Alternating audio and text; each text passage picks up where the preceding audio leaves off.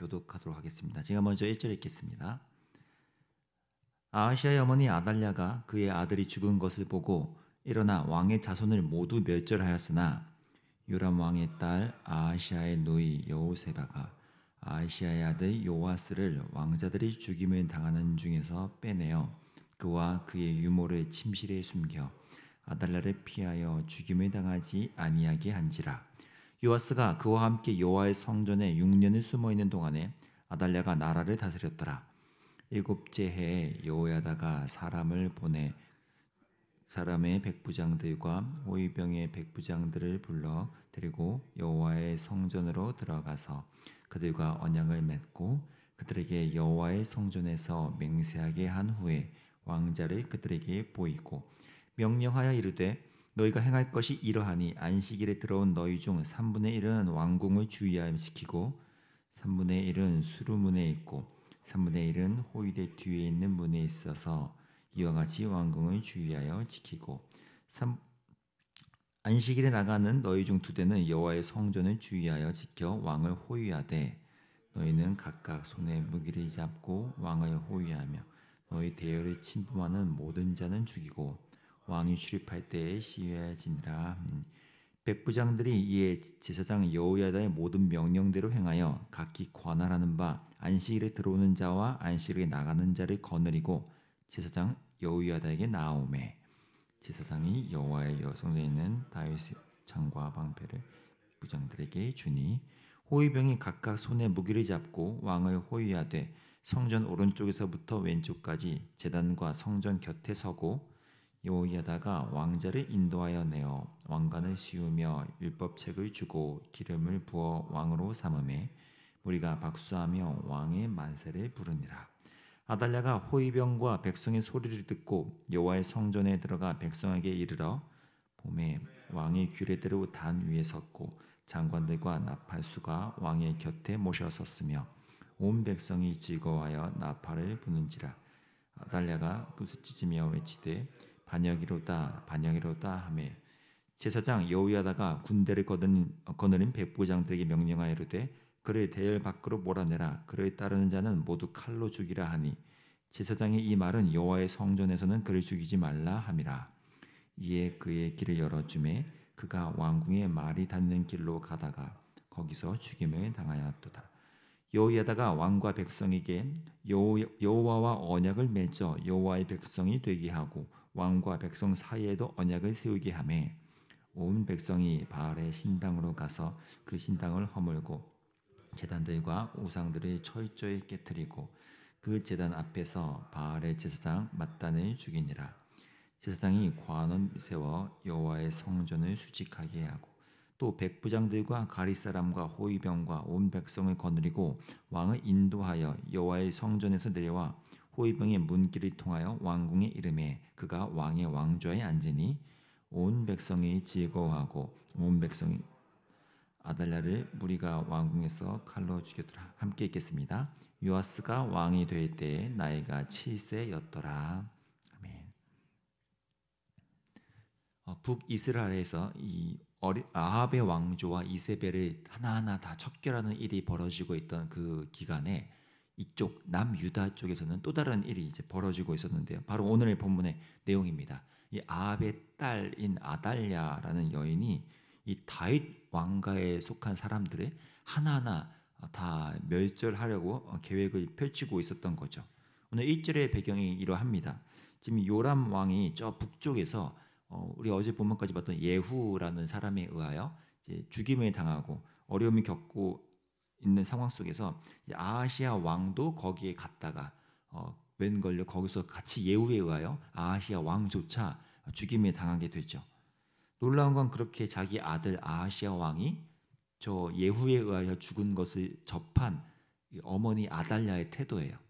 그렇게 자기 아들인 왕이 죽었으면 이거 어쩌나 하고 뭐 대비를 하고 막 이렇게 해야 될 텐데 오히려 자기 아들 아하시아와 뭐 아하시아의 조카 형제들까지 다 예후에 의해 죽었다는 얘기를 듣고는 아마 자기 안에 있는 묘한 권력 욕 같은 것이 끌어올랐던 것 같습니다. 그래서 이 아달랴라는 어머니는 지금 남유다에 남아있는 자기 아들의 자녀들 자기 손주겠죠.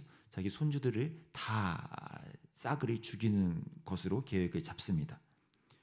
그렇게 해서 다윗 왕의 후손으로 이어져 오던 이 가문들을 아예 다 끝장을 내려는 거죠. 이대로라면 이제 늙은 한 여인의 노욕 때문에 다윗 왕조라는 하나님께서 언약을 세워서 이루어 나가신 그 가문이 흔들릴 만한 위태로운 지경이 됩니다. 하나님은 어떤 분이십니까? 이런 다윗 왕조와 세운 언약이 위기를 맞이했을 때 그것이 하찮은 인간의 이런 악에 의해 손상되는 것을 놔두실 분인가요? 아니시죠. 그래서 하나님은 새로운 대책으로서 이제 등장시킨 인물이 오늘 2절에 3절에 등장하는 이 여호세바라는 또 다른 여인입니다. 이 사람은 아하시아 왕의 이제 누이이면서 4절부터 등장하는 제사장 여호야다의 이제 아내이죠. 그리고 이 두 남녀, 그러니까 부부죠. 이 부부가 새로운 애들을 개혁해내게 되는 건데 아달랴라는 그 여인의 이런 노욕이 막 파국을 일으키는 와중에서도 이 여호세바 아하시아 왕의 고모이죠. 그 고모격인 이 여호세바가 수많은 자기 조카들 중에서도 이 아하시아의 아들 요아스라는 어린 아기만은 따로 숨겨 보호해낸 것을 성공합니다. 그리고 무려 6년 동안 거의 성전에서 숨기며 키워내죠. 거의 영화의 한 장면과 같은 순간인 거죠. 우리가 영화 한국 역사에도 그런 거 보면 막 반역이 일어나고 막 난리가 치를 때 그때 누군가 왕조 가문에 있는 한 아기를 누군가가 이렇게 챙겨서 도망치고 막 이런 장면이 나오는 것처럼 바로 그러한 장면과 유사한 일을 지금 벌이게 된 거죠. 그리고 이어서 그 남편인 제사장 여호야다의 역할이 오늘 4절에서 12절에까지 길게 드러납니다. 그 남편은 이제 자기 아내가 숨긴 요아스라는 그 어린 왕자를 보호하는 동안에 이 남편 제사장 여호야다는 그렇게 해서 어떻게 다시 이 다윗 가문의 아이인 이 요아스라는 아이를 왕으로 세울지를 철두철미하게 계획하게 되죠. 그래서 그 모든 치밀한 군사 작전까지도 아예 짜고 어떻게 해서 이 왕좌에 앉을지까지도 구상하는 것이 이 제사장 여호야다의 일이었습니다. 그게 무려 6년에 걸쳐 준비한 대대적인 프로젝트였죠. 대단한 일 아니겠습니까? 이 아달랴라는 늙은 여인이 이 왕비가 이 모든 남아있는 아이들을 다 죽이려고 하는 이 참극을 벌이는 와중에 아이를 숨긴 것도 대단한데 무려 6년 동안이나 그 들키지 않고 그 아이를 키워내면서 동시에 어떻게 하면 이 다시 한번 이 요아스라는 어린 아이를 왕좌에 앉힐까를 계획했다는 건 굉장한 이 헌신과 노력이죠. 질문이 생기지 않습니까? 대체 무엇이 이들로 하여금 이 부부로 하여금 이렇게까지 위험한 상황 속에서도 그 떨림들 속에서도 이 일을 준비케 했는가? 대체 이 모든 것의 저변에는 뭐가 이들의 마음속에 깔려있던 걸까라는 질문이요. 그 질문에 대한 대답은 17절에서 우리가 발견하게 됩니다. 17절에 제가 읽겠습니다. 개혁을 일으킨 후에 그가 여호야다가 진행하는 내용입니다. 여호야다가 왕과 백성에게 여호와와 언약을 맺어 여호와의 백성이 되게 하고 왕과 백성 사이에도 언약을 세우게 하매. 여호야다 그리고 그의 아내인 여호세바는 바로 이거 하나죠. 하나님께서 다윗과 언약을 맺으신 그 견고한 약속이 이러한 세상 속의 풍파에서 허투루 날아가지 않고 다시 한번 세워질 것을 믿고 기대했기 때문에 지금 내가 이 상황 속에서 감당해야 될 것이 무엇인지를 확실히 알았고 그리고 그것을 신뢰하기 때문에 하나님과의 이 언약, 다윗 가문을 통한 하나님께서 일으키신다는 그 약속이 여전히 유효하다는 그 믿음으로 이 일을 벌일 수 있었던 것입니다. 그리고 다시 그렇게 세워지는 이 나라 남유다는 바로 그 다윗처럼 하나님과의 언약을 기초로 세워져야 한다는 것을 굳건히 붙잡고 있었던 거죠. 그래서 여호야다 제사장은 이렇게 어린 요아스 왕자가 자리에 왕좌에 앉게 됐을 때 바로 이 일을 가장 먼저 일으킨 것입니다.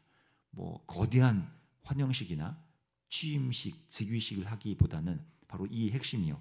여호야다가 왕과 백성 앞에서 그들을 하나님과 언약을 다시 한번 세우게 해서 우리가 누구인지, 우리 하나님의 백성임을 다시 한번 상기시키고, 동시에 그 다윗 가문에 이어서 세워진 이 요아스라는 어린 왕을 기초로 해서 백성들과도 함께 언약을 서로 맺게 하는 일을 벌이게 되는 거죠. 이 모든 저변에 바로 이 언약에 대한 신뢰, 하나님을 향한 신뢰가 있었다는 것입니다. 그리고 바로 거기에 반응했던 것이 백성들의 모습이죠. 18절인데요.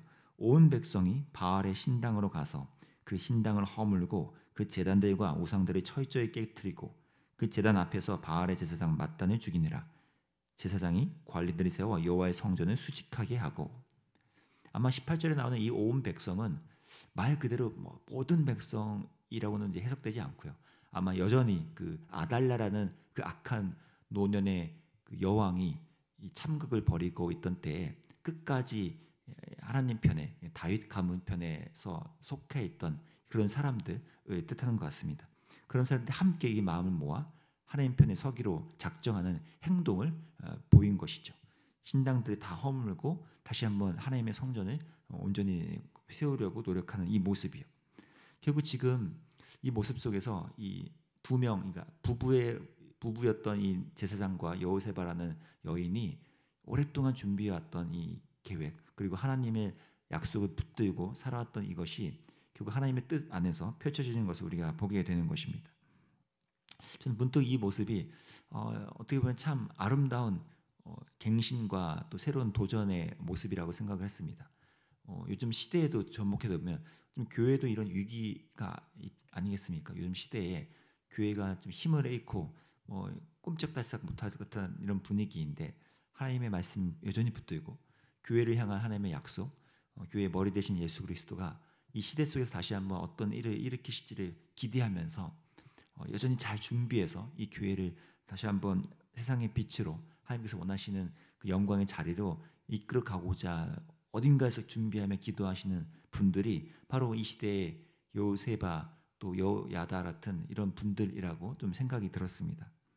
그리고 그런 것에 함께 마음을 모아 기대하고 있던 또 수많은 이들이 또 여전히 존재한다는 마음도 들었고, 바로 여기서 이 17절 18절의 모습이 이 시대에 다시 한번 일어나야 하는 교회의 모습이지 않을까라는 마음이 들었습니다.